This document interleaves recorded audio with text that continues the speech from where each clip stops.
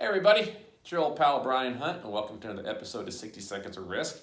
And this is coming to you the Friday before Halloween, so many of you are probably going to start seeing a lot of kids showing up at your front yard, dressed up as spooks and ghouls and witches, but might be some zombies there too. Frankenstein. Yeah, exactly. And to that point, I was thinking about zombies. I wanted to really have this great conversation with Lloyd Osborn with Novell Builders. Lloyd, thanks for joining us. Appreciate it. Now, I recently did a newsletter called Sandbagging for the Zombies, and I have to completely be honest, I totally stole that concept and that idea from you, so thank you very much. My pleasure. I'm surrounded by zombies. Exactly. No, but Lloyd, I love that quote, because you and I have conversations in the past, the whole concept of risk management. And I think with the zombie attack is a classic example, would be a black swan or the unforeseen event, is that when you run your operations, you can't necessarily control when things are going to happen or the timing of such things are going to happen.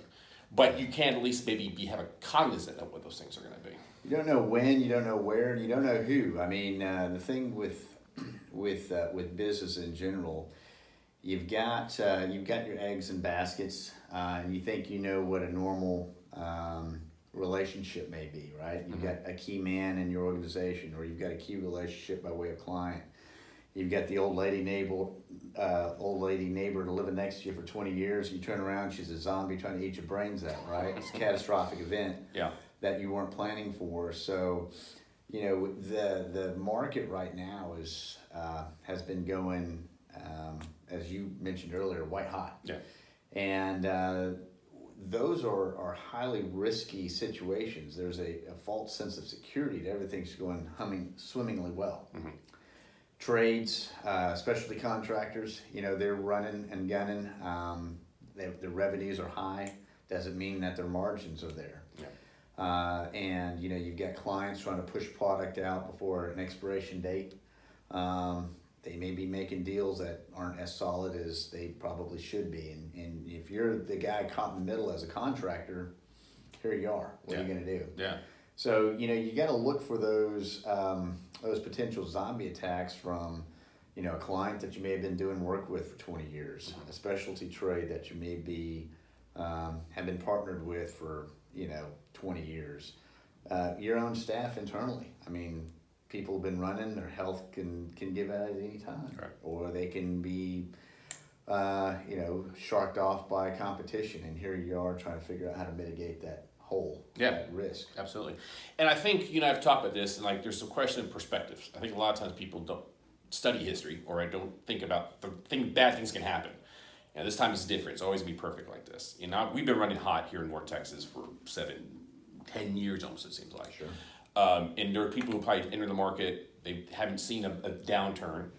They've always seen the market go up, interest rates be low, and think, well, it's going to be like this. And as a result, having success, buying boats, buying yachts, exotic cars, thinking it's going to be like this forever.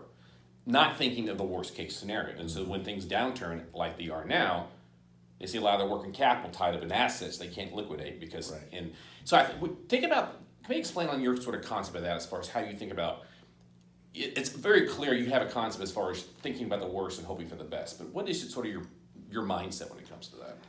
You know, either from a personal level, how you handle your personal finances, to a business level, to how you run a business, you know, you've got to be in a position where you can survive a catastrophe. Mm-hmm. And I think with people by nature are emotional beings. Correct. You look at how they invest in the stock market, and there's emotional. Oh man, this I really want this company to do well. They're going to do well, and I'm going to invest in that, and they tank, and you're like, I don't understand why I lost all this money. People get emotionally vested in some of the decisions they make, and like you mentioned, everybody thinks it's the new normal.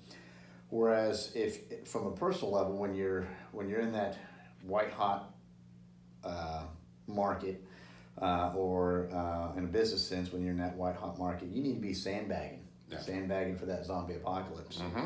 And you know, what does that look like? That means you're putting assets away. You're putting liquid assets that you can easily get to and survive.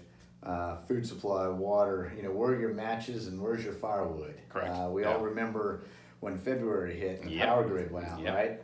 I had a house full of people because I was, zombie apocalypse guy. I had a wood burning stove, a generator, and Listen I to had him. an Listen to him. 85-degree house when everybody else was sitting there suffering through 38-degree houses. No.